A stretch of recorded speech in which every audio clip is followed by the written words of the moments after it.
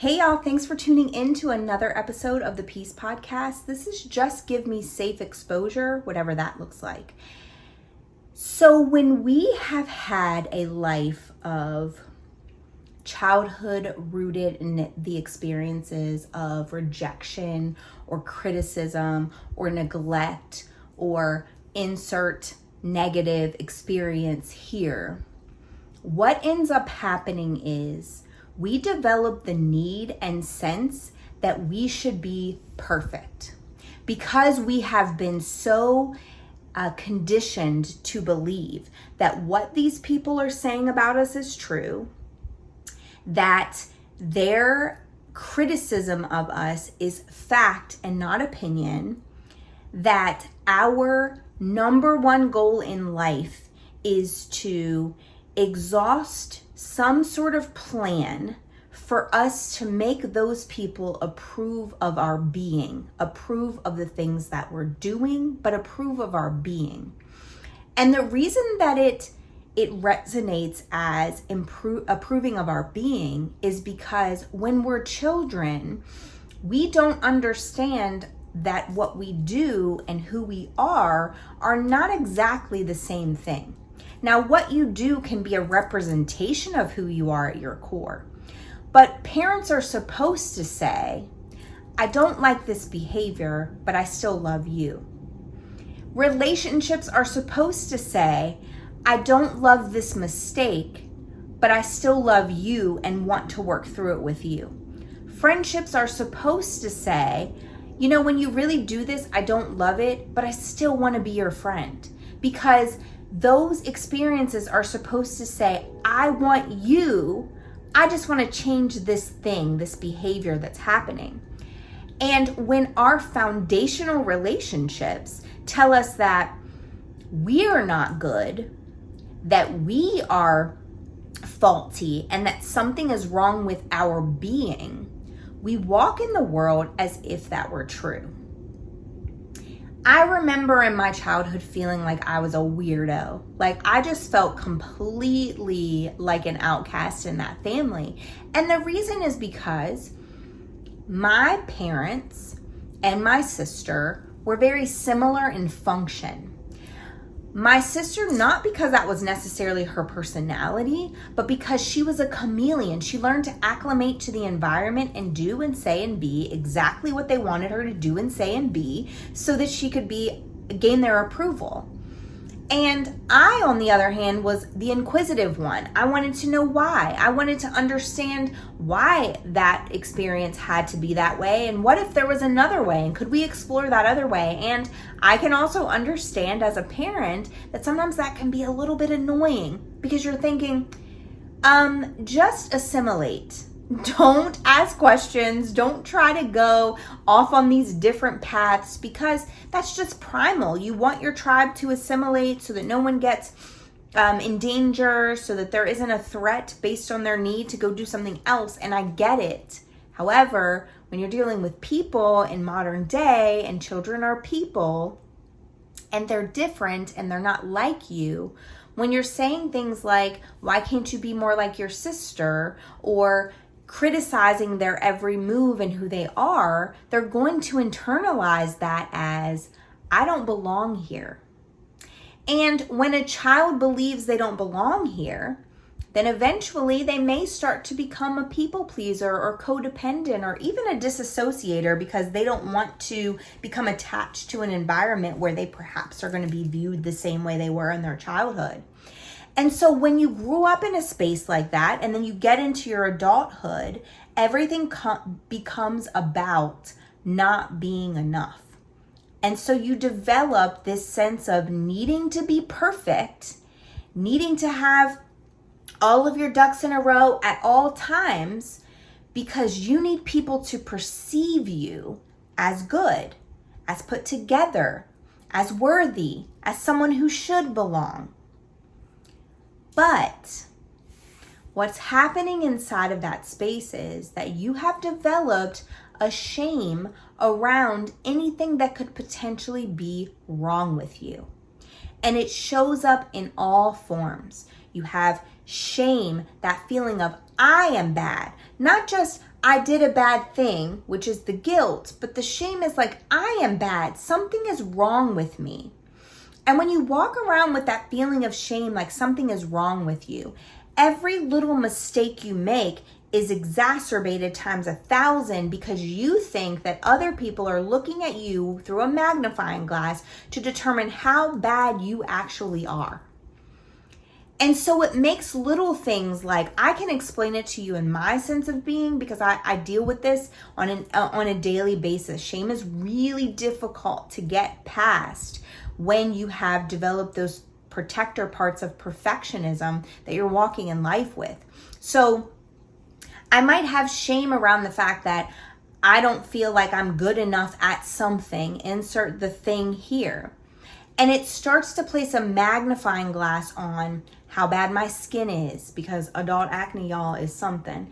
Or what my body looks like. Or am I doing all the things perfectly as a parent? And then I start to look at what other people are doing and develop the need to compare to what they're doing. Because if I could just do what they're doing, and I have someone that I can belong with in this group, then perhaps people won't view me as bad the way that I view myself.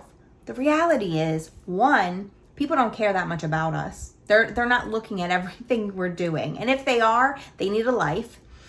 And two, you are the worst critic that you could have. You are viewing yourself more harshly than anyone else is.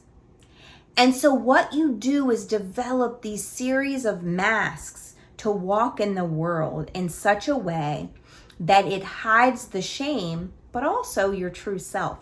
And if you want safe exposure, if you want to be able to be your vulnerable self, then you got to get rid of those masks. But it's really hard to do so when you come home to the people who you live life with, and you kind of can take off some of those masks and they get this version of you that's just like, whoa, what just happened? Because you're so overwhelmed by walking out into the real world, trying to put on the mask of perfection that is going to be perceived well by the people who are in the room that you're going into.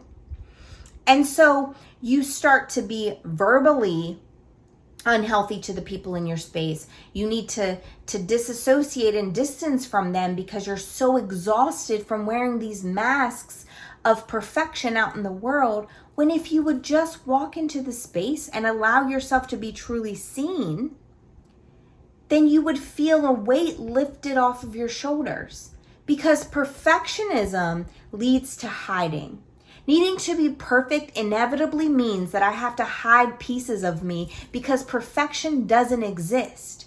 So anybody who's walking around in the world as this semblance of perfection is actually hiding a ton of parts of them behind the masks in their own home. And so therefore, if you're doing that, you can't have safe exposure because you won't allow your full self to be seen. And healing says, I'm going to safely expose myself to the world, allow the parts of me that I don't even find lovable to be seen by the world because I don't need to hide them. And I'm going to have a certain sense of compassion toward myself. And that's not the end, because I'm going to require it from other people. I'm going to go into the world and I'm going to get into spaces with people that I can safely expose myself with, give them the vulnerable pieces of me, and then they will be compassionate toward me because I'm also giving them a space to safely expose those vulnerable pieces of them and returning it with the compassion that I have for them as well.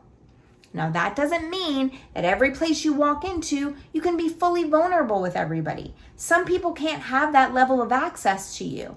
Doesn't mean that you have to wear a mask. It just means that only parts of you are going to be seen in that space because you're not giving them full access to the 100% version of you. You're not going to give them full access to a friendship when they're only an acquaintance.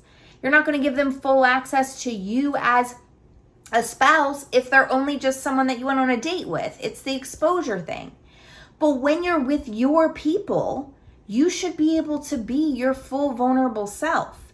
And when we're walking around the world trying to be this perfect version of us because we have this shame within us that says my real self is bad, so let me pretend to be this other version of me, then what we're really doing is robbing the people in our life from being able to be a safe landing place for our vulnerability and also give us the compassion that we deserve. When I have felt the most not enough, those were the times where someone in the room felt seen. When I said, I don't feel enough to be in this space, and I verbalized it and I said it to the person sitting next to me, or I said it in a loud enough space for other people to hear, what I get back in response is same. Imposter syndrome is running wild in this place, right? So like when you become vulnerable, you allow other people to take down their mask. You allow other people to have a safe place to be vulnerable as well. And you just don't even know how your vulnerability could just break them free of the bondage of perfection that they're sitting in because they view you as perfect and you don't even know it because you're resting in your shame. You're resting in the I'm a bad person, I'm bad at my job, I'm a bad mom, etc. And that shame that's attached to all the criticism that you've had when in your lifetime, and they're just waiting for you to open up the floodgates to the real that could exist in the room if everybody was vulnerable. You know, I used to say when I was in poor relationships, God, could you just send me somebody who really sees me? Like, not just my physical appearance, but like sees me enough to love the things about me that I love about me. And when he did, it was hard for me to receive it because I was so used to putting on the mask of perfection and somebody liking that thing enough to want me to belong in the space that they were in, to want me to belong with them. And then eventually, when I got into this space and he was like, okay, that's cute and all, but like, this is what I'm attracted to. And it's the broken pieces. It's the pieces of me that have come as a result of all of the pain that I've experienced in life. And those are the pieces that make him feel more comfortable to be himself. And that's what he wanted in a relationship. A relationship where two people can be broken but fully seen to be able to heal with one another. And you don't give people the ability to do that when you're walking around here pretending to be perfect. And if you're comparing yourself to everybody else, know that those people have shame that they're holding too. Those people have guilt that they're processing too. And if you think that they're perfect, that's a lie because no one is. If they pretend to be perfect, that's a mask because no one is. And once you resonate with that, then you'll truly be able to free yourself from shame and the fear of being truly seen.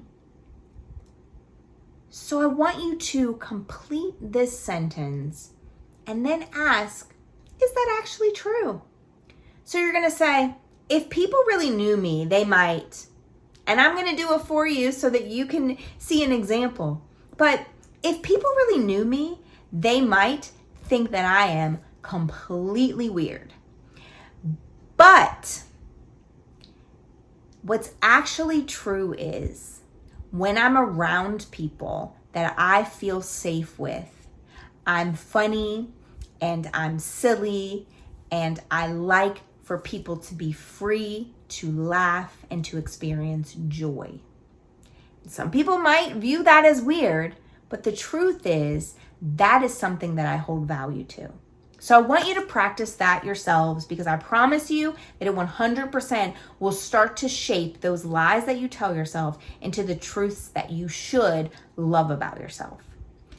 Thank you for tuning into another episode. I appreciate you guys. As always, like and subscribe to my channel. Go to my socials, follow me there, and share this video with somebody who you think needs to hear it because it could just be the catalyst for change that they need to break free from the bondage that they are experiencing. We're counting on you to help people hear the messages that they need to hear because without people caring about people and seeing people and giving them the information that they need, they'll sit in that solitude of their guilt and their shame, So we got to love on people and we got to share messages with people because we want people to be free and walk around with free minds and free hearts to be fully who they are. Thanks again for tuning in, and I'll see you again next time.